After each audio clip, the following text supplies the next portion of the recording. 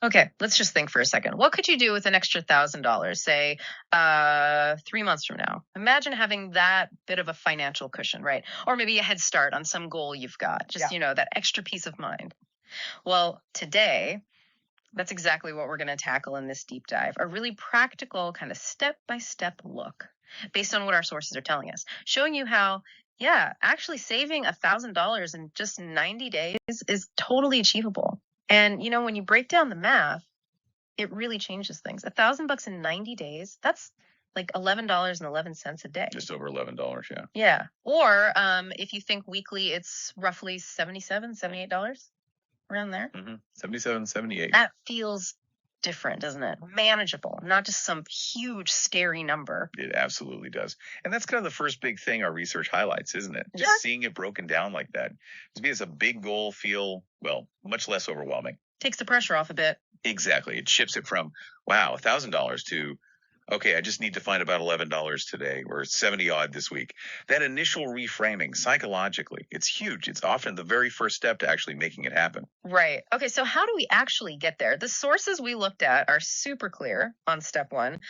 And maybe the most eye-opening part, you absolutely have to track where your money is going. Really track it. Yeah, forget guessing. Use an app, a spreadsheet, whatever works, even a notebook. But log every single expense, seriously, for at least, say, 30 days. Yeah, a full month gives you a good picture. Because apparently the research shows something like 80% of us underestimate those little micro expenses. Oh, yeah.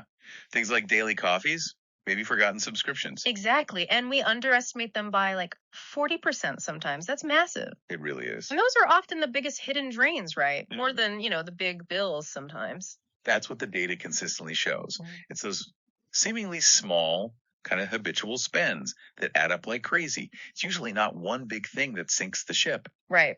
And you just can't optimize something if you don't even know what it is you're measuring. People are often genuinely shocked when they see the real numbers.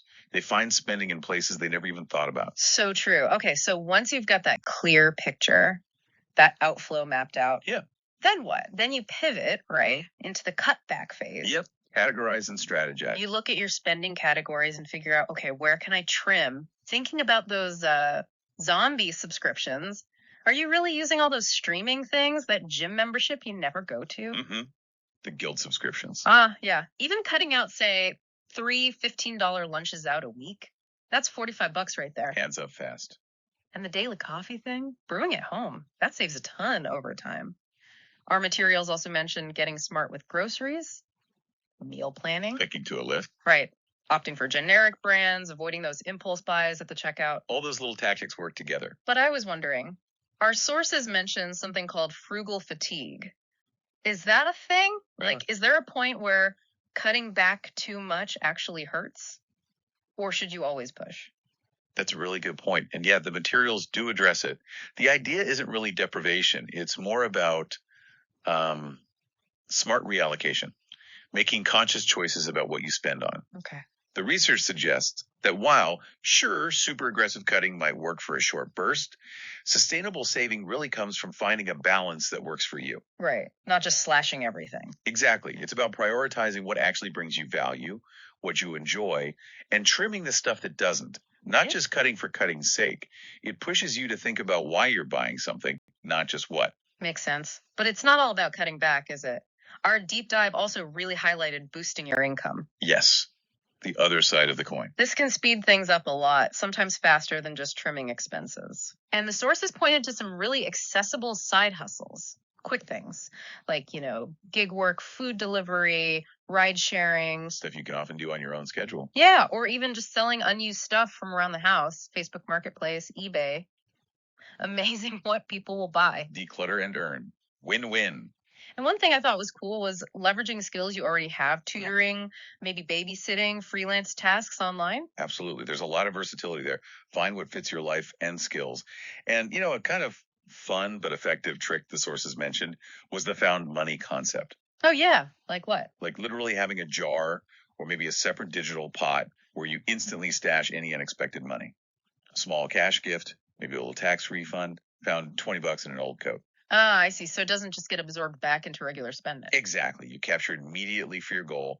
It's about being proactive on both sides, cutting costs and grabbing extra income. Okay, and the final piece, maybe the most crucial, the golden rule. Pay yourself first. Automate it. Set up those automatic transfers, checking accounts straight to a dedicated savings account. If you're aiming for that, what was it, $77.78 a week? Set it to transfer every payday, every Friday. No thinking involved. Takes the decision making out of it. Right. But beyond just the mechanics, psychologically, how does that automation really change things for people? Well, according to these findings, the real power is the psychological shift it creates. Yep. It makes saving feel effortless. It goes from being this active chore you have to remember each week. Yeah, another thing on the to-do list. Right. To just being the default. It just happens, removes the friction. And another thing, don't underestimate making it visual or tangible. How so? Like create a little chart, a visual tracker you fill in, or even just naming your savings account something specific. Oh, like dream vacation fund or emergency buffer. Exactly. It turns this abstract goal of $1,000 into something real, something motivating you can connect with. It all reinforces that, thinking critically about how we interact with our money is just essential for longer term success. Okay, so recapping quickly, track where the money's really going, cut back strategically, find ways to boost your income, and automate those savings. Put it all together. Consistency is key there too. Sticking with it week after week. Absolutely. So here's a final thought to leave you with.